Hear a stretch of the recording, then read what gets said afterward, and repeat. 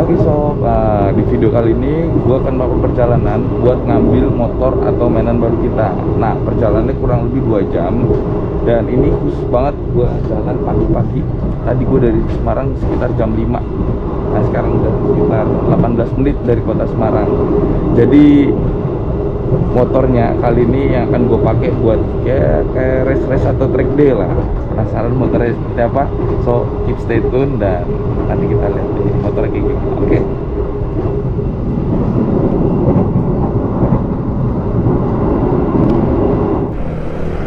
Oke, selamat jalan Kota Bahari.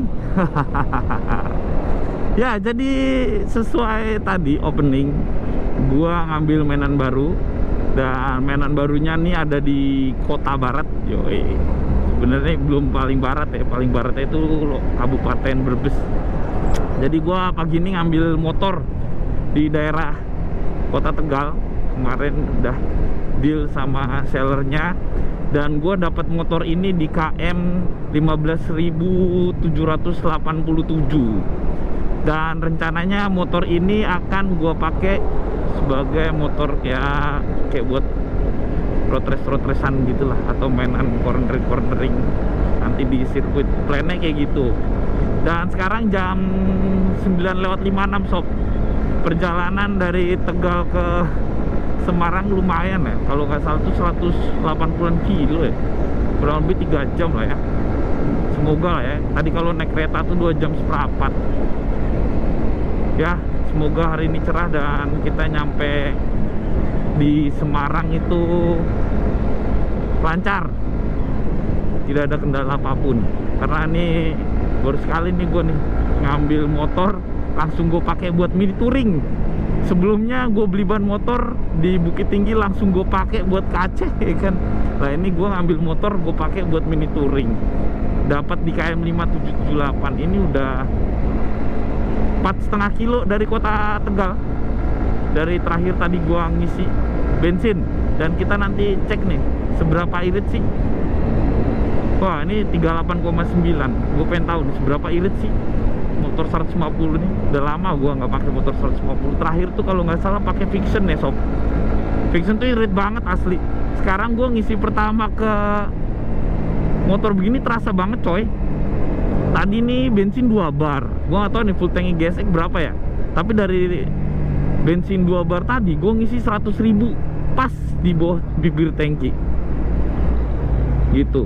Nah, kalau MT25 ya lumayan terasa juga. Husky lebih terasa lagi, makanya itu lebih jarang gue pakai. Pertama turbo coy. Dan selamat datang di perjalanan Pantura, di mana perjalanan akan penuh dengan rasa membosankan. Pinggir laut, kanan kiri truk, banyak lubang berjalan, maksudnya lubang di jalan gitu ya. Kalau bisa masuk tol gue masuk tol nih kan. Dan gue masih mencoba membiasakan diri pakai GSX. Udah hampir setahun gue nggak ngerasain motor fairing ya kan. Motor gue di rumah naked semua isinya. Oke nih, kosong nih, gue tes nih.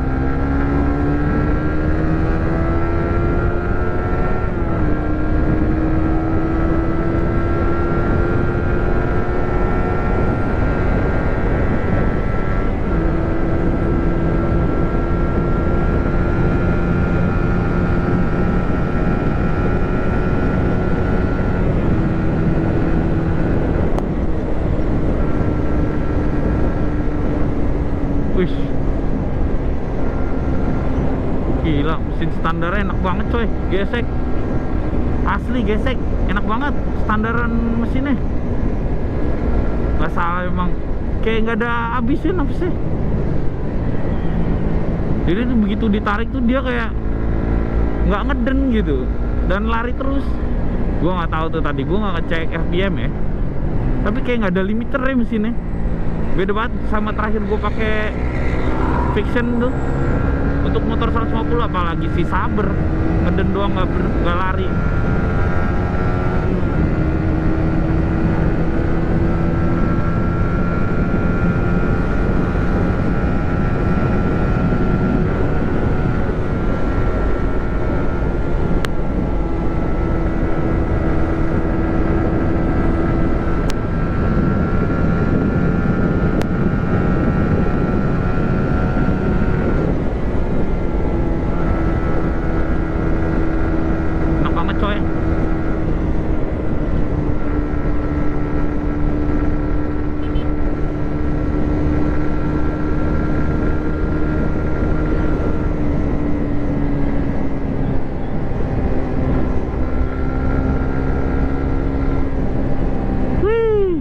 enak banget, asli enak banget.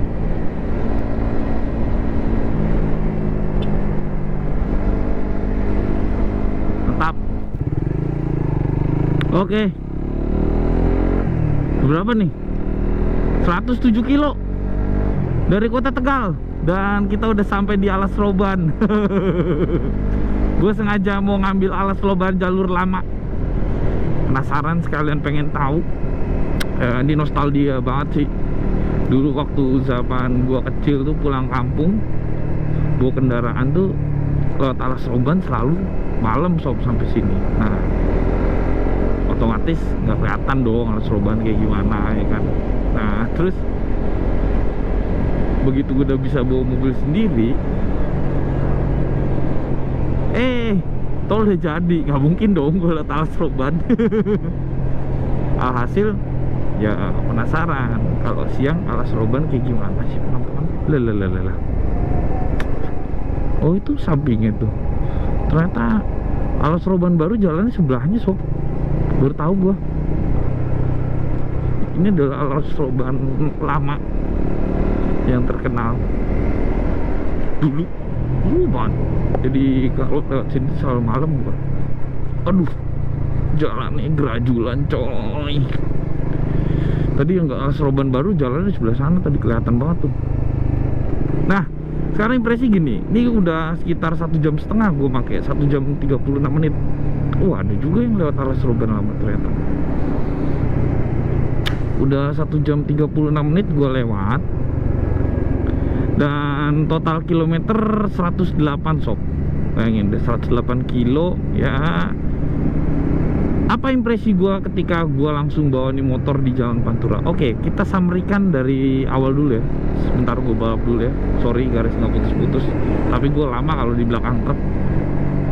Nah, kita impresikan dari awal dulu ya. Pertama adalah ergonomi. Kalau ngomongin soal ergonomi, si gesek ini terbilang sporty, racy banget. Karena underyoke ya kan tuh. Kalau dilihat segitiganya udah underyoke. Itu pertama. Kedua, dia memang disetting buat nunduk banget. Gue makin ini tuh nunduk banget, tapi jarak antara stang ke tempat duduk ini pendek banget. Jadi nggak sepanjang kalau lo bawa Ninja RR. Kalau Ninja RR tuh kayak gini. Nah ini Ninja RR nih, agak ke belakang karena tangkinya panjang. Terus kalau R15 juga agak ke belakang dikit.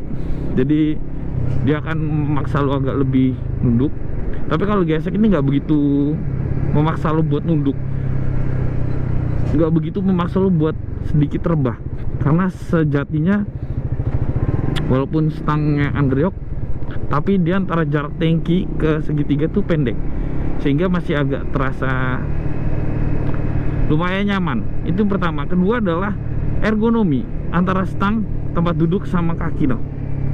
Menurut gua kakinya gesek tuh, nanti deh gua fotoin deh, itu agak kurang nekuk ke belakang. Jadi gue memang udah memutuskan pembeli racer underbone buat si motor ini. Jadi ketika lo pengen berkendara ala sporty banget, malah terkesan agak nanggung. Karena apa? Gue bilang karena basicnya mungkin ini motor FU ya kali rangkanya. Jadi yang gue rasain adalah ini motor udah stang nunduk, tapi idenya nggak ke belakang nih footstepnya, jadi kurang racing banget. Udah kayak si tinjau loik ya. Mantep ya jalannya ternyata. Terus yang ketiga, engine. Wah itu enak banget, engine-nya jos banget menurut gua. Jempolan buat ukuran 150 cc. Itu kenapa akhirnya gue tetap milih gesek daripada R15. Karena pertama Suzuki ya, gue salah satu penggemar Suzuki. Kedua adalah engine-nya powerful banget sih. Dari tadi napasnya saat panjang banget napasnya. Lu ngeliat kan tadi di awal video gue lari dan kecepatan segitu aja gue malah nunduk sih. Jadi ya wes lah, lari ya sekedar lari aja gitu tuh. Terus engine-nya no doubt powerful, we call it gesek series. Oke, sekarang pengereman.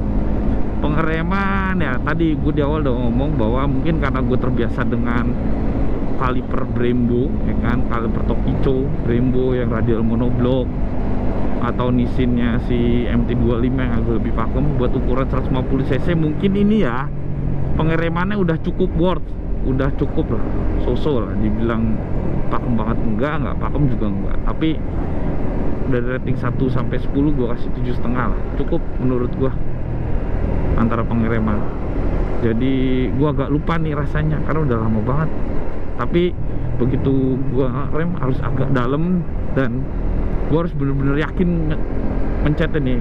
Beda sama kalau gue pakai Brembo kan, begitu pakai Brembo dicepret dikit aja pakai jempol, cepret gitu, itu motor udah set set gitu, udah berhenti tuh gitu.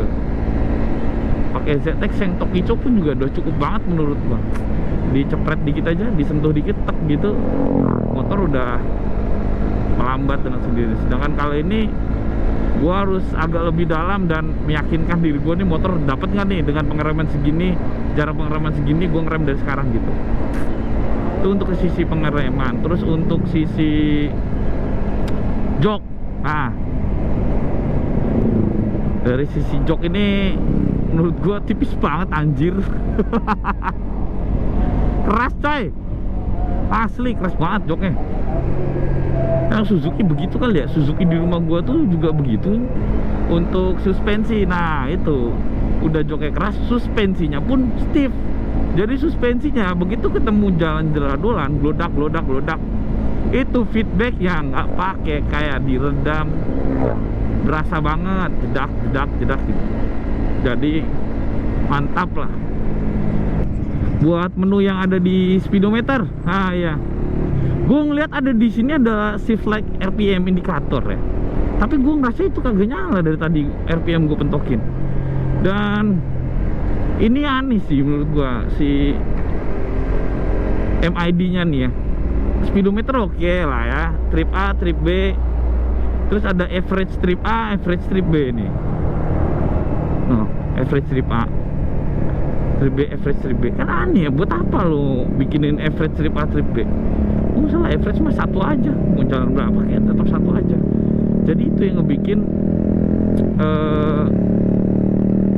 kurang komplit sih, sayang banget dibandingin kompetitornya. Gue ngomong CBR ya, CBR belauk banget soalnya kalau CBR.